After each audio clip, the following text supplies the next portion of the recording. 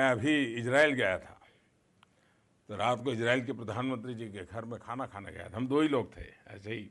मेरा ज़रा दोस्ताना ज़्यादा रहता है, बड़ा तामझाम वाला कम रहता है। तो ऐसे ही बातें चल पड़ी। अब हम इतना ट्रैवलिंग करके गए थे, लेकिन रात 2-2:30 बजे तक हम बैठे ही, गप्पे चलते रहे हमारे, काफ़ी बातें सुन। तो उन्होंने मुझे इच्चक दाना पूरा गीत सुनाया जी।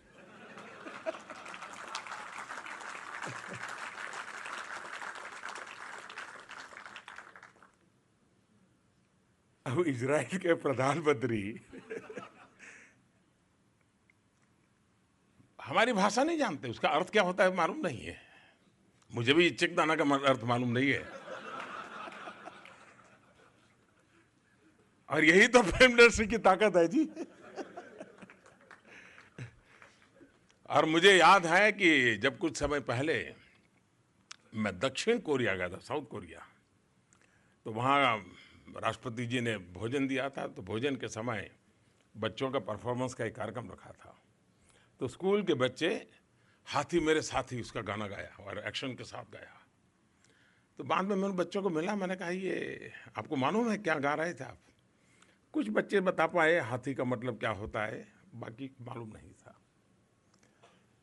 तो मैंने कहा इतना बढ़िया आपने किया, इतने कम समय में कैसे मेहनत करके किया। देखिए प्रभाव है हमारी इंडस्ट्री का।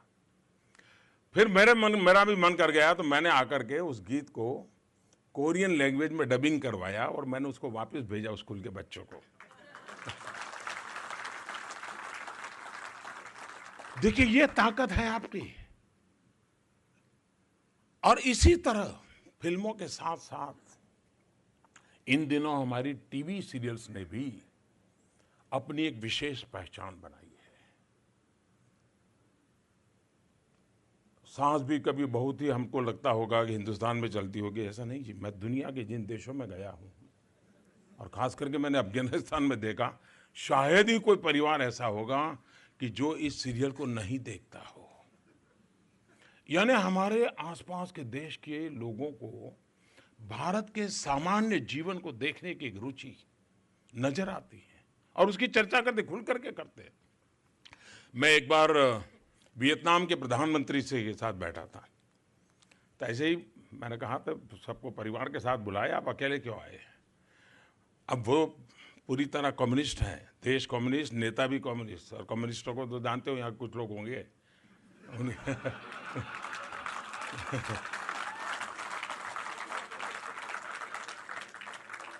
तो उन्होंने कहा कि कुछ लोगों को धक्का लगेगा। उन्होंने कहा कि, मैंने कहा आपके श्रीमती जी को लाना चाहिए था, ये बड़ा ही अच्छा, ये जो 26 जनवरी को मैंने सब देश के लोगों को बुलाया था तब बात हुई। तो बोले भाई मेरे घर में एक प्रॉब्लम है। मैंने कहा क्या? उनकी आयु भी बड़ी है। बोले मेरी पत्नी रामायण सीरियल हमारी लैंग्वेज में डबिंग हुई है, तो वो घंटों तक रामायण सीरियल देखती रहती है, छोड़ने को तैयार नहीं होती। बोले उसके कारण उसने मेरे साथ आने के लिए मना कर दिया। आप कल्पना कर सकते हैं कैसा इंपैक्ट है हम लोगों का। अगर हम हमारी इस ताकत को न पहचाने तो मैं समझता हूं कि दोष हम किसी और को नहीं दे सकते हैं।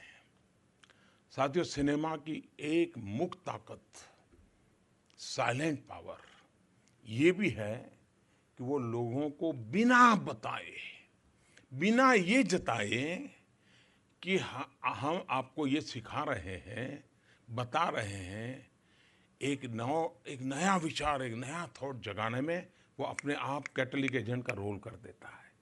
चीज चल पड़ती है जी। अनेक ऐसी फिल्में होती हैं जिन्हें देखकर जब लोग निकलते हैं तो अपने थॉट प्रोसेस के लिए कुछ नए सीड्स, कुछ नए आइडियाज लेकर के निकलते हैं। अब आप देखिए इन दिनों टॉयलेट जैसा विषय हो, वुमेन एम्पावरमेंट जैसा विषय हो, स्पोर्ट्स हो, बच्चों की समस्याओं से जुड़े पहलू हो, गंभीर बीमारियों के प्रति जागरूकता का विषय हो, या फिर हमारे सैनिकों के शौर्य, आज एक से एक बेहतरीन फिल्में आप सबके माध्यम से देश तक पहुंच रही है। एक विचार पहुंच रहा है, एक आंदोलन पहुंच रहा है। इन फिल्मों की सफलता ने सिद्ध किया है कि सामाजिक विषयों को लेकर भी अगर बेहतर विजन के साथ फिल्म बने तो वो बॉक्स ऑफिस पर भी सफल हो सकती है।